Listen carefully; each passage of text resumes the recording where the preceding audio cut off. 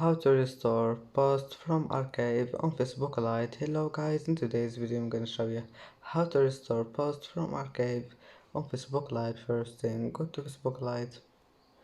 Here you will find these three lines in the top corner. Click on it, and after you click on it, just click on your profile here, and then just click this 3 points, and then click archive.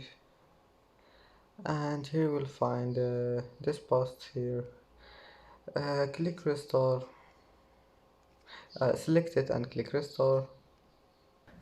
And that's it for today's video. If you like this video, please don't forget like and don't forget subscribe, and thank you for watching this video until the end, and see you in the next video.